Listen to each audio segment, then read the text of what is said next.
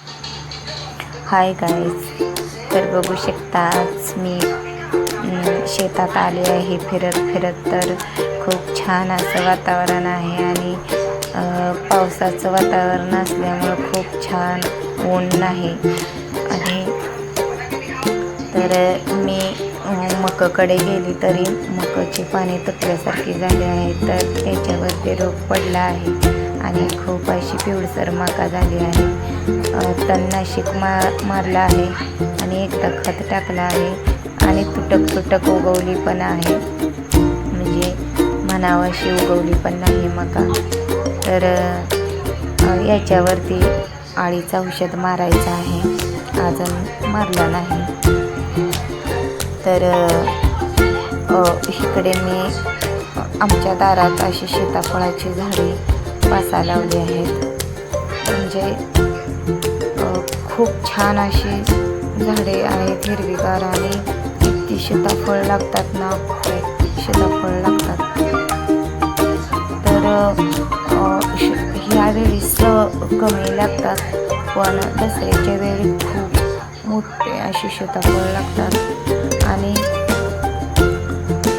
हे सासवंदीचं झाड आहे, तर मला खूप दारात झाडे आवडतात आणि छान पण वाटतं दारात झाडे असल्यानंतर. आता पावसाचं वातावरण आहे आणि बारीक बारीक पाऊस पडतो, त्यामुळे झाडे हिरवीगार छान आहेत. कारण पाऊस जर नसला ना, थोडं झाडं पिवळसर पडतात आणि पाऊस पडल्यामुळं खूप छान असं, म्हणजे पाऊस पडलाच नाही पण पावसाचं वातावरण आणि बारीक बारीक पाऊस पडला आहे, त्यामध्ये झाडे हिरवीगार छान झाले आहे. आणि इकडे कढीपत्त्याचं झाड आहे, पण त्याला पण काय झालं काय नाही बघा, ही पाणी तुटल्यासारखं झालं आहे. आणि निम्मा चांगला आहे, निम्म्या पाणी तुटल्यासारखे झाले आहे. तर त्याच्यावरती पण रोगच पडला आहे.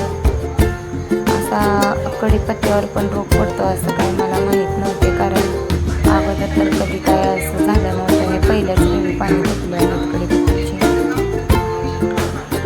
तर मी शेतात असं गेली होती फिरण्यासाठी, तरी ऊस बघावं म्हटलं. इकडे ऊस किती कांद्यावर आहे बघावं म्हटलं. मग तर 19-20 कांद्यावर असा ऊस आहे आणि खूप छान ऊस आहे. तर त्या ऊसाला पाऊस तर भेटलाच नाही, अजून तरी काही नाही पाऊस भेटला. आणि पाऊस जर पडला असता तर खूप अजून मोठा झाला असता, पण पाऊसच नाही, त्यामुळे फक्त ही पाण्यावरतीच ऊस आहे. तर इकडे थोडंसं जनावरांसाठी घास केला आहे, तर पावसामुळे घास ही बारीकच आहे.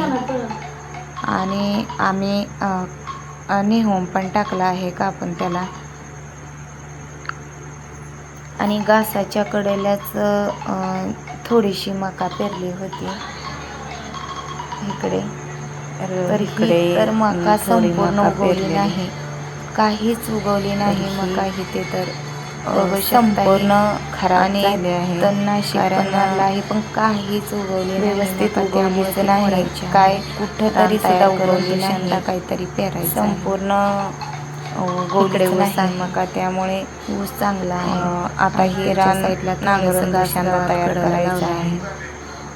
बघू शकता, फवारून घेतलं तर तणनाशक पण काही उपयोग नाही. तर इकडे इकडच्या साईडला ऊस थोडासा विकला आहे. असा ऊस कोणी जनावरांसाठी तरी कोणी लागणीसाठी नेला आहे. कोण जनावरांसाठी एवढा, कोण लागणीसाठी. असा इकडे